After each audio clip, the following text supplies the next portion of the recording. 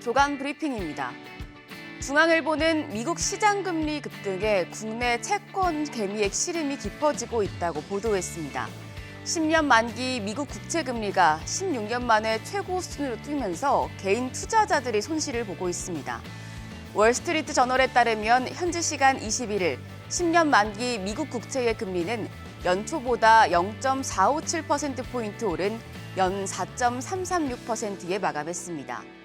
미국 장기채 금리가 들썩이는 건 미국 경제가 기대 이상으로 탄탄해 한동안 높은 수준의 기준금리가 유지될 것이란 전망에 힘이 실려서입니다. 여기에 미국 재정 적자 확대로 국채 발행이 늘면서 채권 금리 상승, 즉 채권 가격 하락도 자극하고 있습니다. 올해 초부터 적지 않은 개인 투자자가 연내 미국의 기준금리 인하라는 장밋빛 기대를 품고 미국 장기채에 투자하는 상장 지수펀드, ETF 등 채권 상품으로 몰렸었습니다. 디렉시온 데일리 20년 이상 미국채 3년 ETF가 순매수 1위를 차지하는 등 상당수 투자자들은 주가 상승의 두세 배를 추종하는 레버리지 상품을 담았죠. 미국 국채금리 급등으로 손실이 눈덩이처럼 커지는 가운데 고금리 장기화 전망까지 나오면서 채권 개미가 비자발적인 장기 투자자가 될 가능성도 커지고 있습니다. 한국경제신문은 미국 정부의 셧다운 우려가 고개를 들고 있다고 보도했습니다. 내년 예산안 처리를 놓고 공화당의 강경파 모임이 예산을 감축하라며 제동을 걸었습니다. 공화당 강경파 모임인 프리덤 코커스는 공화당 출신 케빈 메카시 하원 의장이 제안한 임시 예산안에 대해 연방수사국 FBI 폐지 등을 요구하며 발목을 잡았습니다. 매년 10월 회계연도를 시작하는 미국은 정부 예산안을 9월 말까지 처리해야 하지만 블룸버그는 휴회 중인 미 의회가 오는 9월 30일 회계연도가 끝나기 전 정부 예산안을 처리할 가능성은 거의 없다고 내다봤습니다. 알렉 필립스 골드만삭스 수석 정치 이코노미스트는 셧다운 가능성 자체는 낮지만 만약 발생할 경우 민간 연방직원의 약 3분의 1이 무급휴직에 들어갈 것이라고 예상했습니다. 공무원들이 일을 못하면 다양한 경제지표 발표가 늦춰지면서 미국 중앙은행 등의 경제 정책에도 차질이 생길 수 있겠습니다. 조선일보는 모바일 반도체 시장의 절대 강자인 영국 반도체 설계 기업 ARM이 나스닥 상장에 시동을 걸었다고 보도했습니다. ARM은 현지 시간 21일 나스닥에 기업 공개를 위한 증권 신고서를 제출했습니다.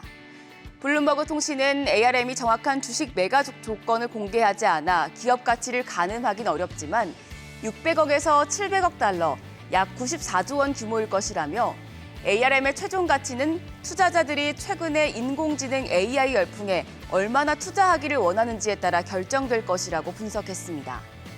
ARM은 이번 IPO를 통해 80억에서 100억 달러 규모의 자금을 조달한다는 계획입니다. 블룸버그는 ARM의 성공적인 데뷔는 작년에 비전펀드에서 300억 달러 이상의 손실을 기록한 소프트뱅크 창업자에게 횡재가 될 것이라고 분석하기도 했습니다. 다만 일각에선 AI 분야에서 ARM의 존재감이 생각보다 약하다는 점을 약점으로 꼽고 있습니다. 동아일보는 중국 부동산 위기가 상업용 부동산은 물론이고 경제 전반으로 파급되는 모습을 보이자 정부와 국내 금융사들도 차이나 리스크 점검에 나섰다고 보도했습니다. 중국 대형 부동산 개발업체인 비구이 위안의 디폴트 위기에 따른 여파가 상업용 부동산 시장으로 확산하고 있습니다.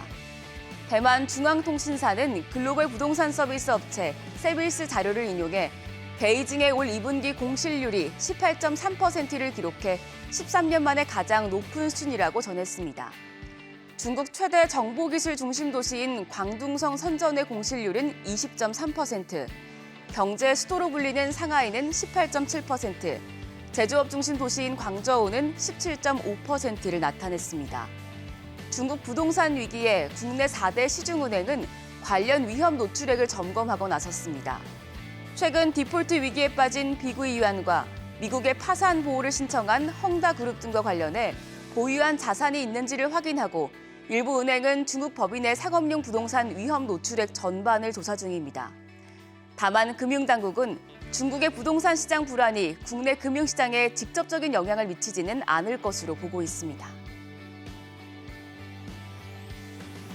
마지막으로 한국경제신문은 미국 샌드위치 프랜차이즈의 대명사 서브웨이가 96억 달러, 약 12조 8천억 원에 매각된다고 보도했습니다.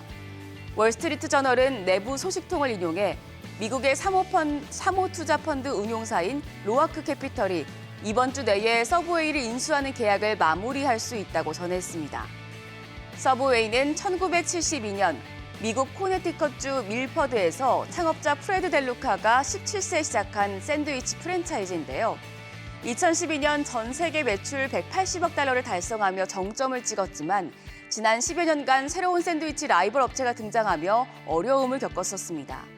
서브웨이는 미국 내 매장을 줄이며 해외 시장에서 활로를 찾고 있습니다. 2021년 이후 해외 프랜차이즈 업체와 15건의 계약을 체결했고 약 9천 개의 지점을 열 계획입니다.